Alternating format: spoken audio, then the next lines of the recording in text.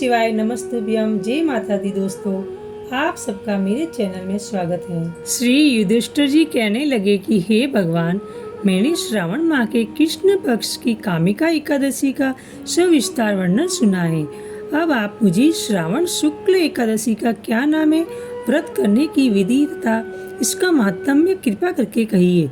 मधुसूदन कहने लगे कि इस एकादशी का नाम पुत्रदा एकादशी है। इस एकादशी को पवित्र एकादशी भी कहा जाता है। पुत्रदा एकादशी व्रत करने वाले व्यक्ति को पूजा के बाद श्रावण पुत्रदा एकादशी व्रत की कथा जरूर सुननी चाहिए। ऐसा करने से व्रत पूर्ण होता है और मनोकामनाएं पूरी होती हैं।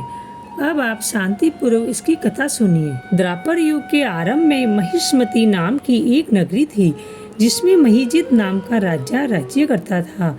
लेकिन पुत्रहीन होने के कारण राजा को राज्य सुखदायक नहीं लगता था।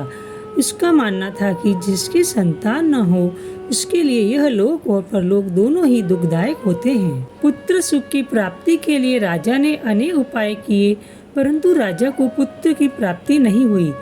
वृद्धावस्था आती देखकर राजा ने प्रजा के प्रतिनिधियों को बुलाया और कहा, हे प्रजाजनों, मेरे खजाने में अन्याय से उपार्जन किया हुआ धन नहीं है।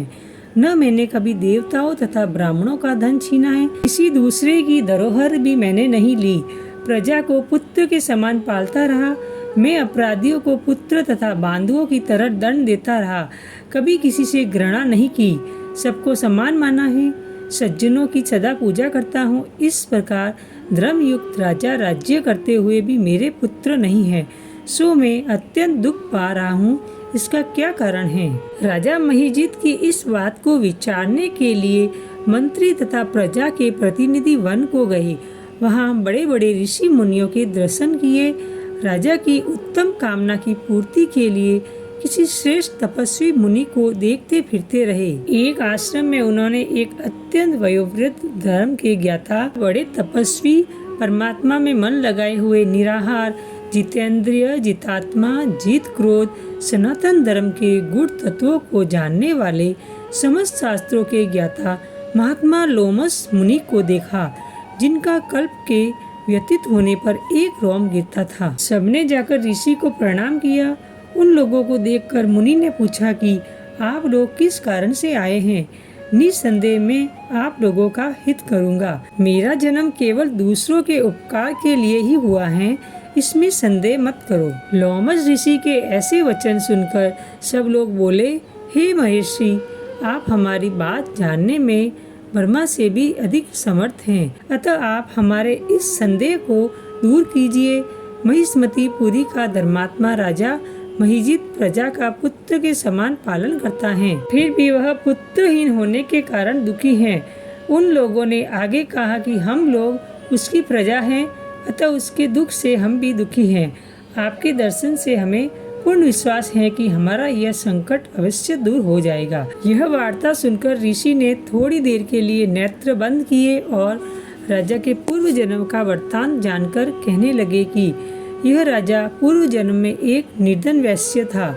निर्धन होने के कारण इसने कई बुरे कर्म किए। यह एक गांव से दूसरे गांव व्यापार करने जाया करता था। एक समय ज्येष्ठ मास के शुक्ल पक्ष की द्वादशी के दिन मध्याह्न के समय जबकि वह 2 दिन से भूखा प्यासा था, एक जलाशय पर जल पीने गया।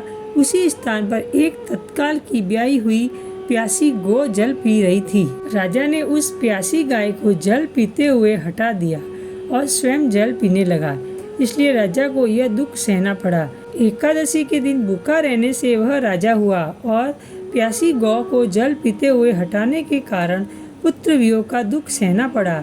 ऐसा सुनकर सब लोग कहने लगे कि हे ऋषि, शास्त्रों में पापों का प्रायश्चित भी लिखा है, अतः जिस प्रकार राजा का यह पाप नष्ट हो जाए, आप ऐसा उपाय बताइए। लोमस मुनि कहने लगे कि श्रावण शुक्ल पक्ष की एकादशी को, जिसे पुत्रदा एकादशी भी कहते हैं, तुम सब लोग व्रत करो और रात्रि को जागरण करो, तो इससे राजा का यह पूर्व जन्म का पाप अवश्य नष्ट हो जाएगा। साथ ही राजा को पुत्र की अवश्य प्राप्ति होगी। लोमस ऋषि के ऐसे वचन सुनकर मंत्रियों सहित सारी प्रजा नगर को वापस लौट आई और जब श्रावण शुक्ल एकादशी आई तो ऋषि की आज्ञा अनुसार सबने पुत्रदा एकादशी का व्रत और जागरण किया। इसके पश्चात द्वादशी के दिन इसके पुण्य का फल राजा को दे दिया। उस पुण्य के प्रभाव से रानी ने गर्भ धारण किया और प्रसव काल समाप्त होने पर इसके एक बड़ा तेजस्वी पुत्र उत्पन्न हुआ। इसलिए हे राजन, इस श्रावण शुक्ल एकादशी का नाम पुत्रदा पड़ा। अतः संतान सुख की इच्छा हासिल करने वाले इस व्रत को अवश्य करें। इसके महात्म्य को सुनने से मनुष्य सब पापों से मुक्त हो जाता है और इस लोक में संतान सुख भोग कर परलोक में स्वर्ग को प्राप्त होता है। आशा करती हूँ कि आपको मेरी वीडियो पसंद आई हो तो लाइक शेयर जरूर कीजिए और अगर आप मेरे चैनल पर पहली बार आए हैं तो सब्सक्राइब करना ना भूलें और बेल बटन को प्रेस करें। इससे क्या होगा कि मैं जो भी नई वीडियो अपलोड करूंगी उसका आपको नोटिफिकेशन मिल जाएगा। तब तक के लिए जय माता दी दोस्तों।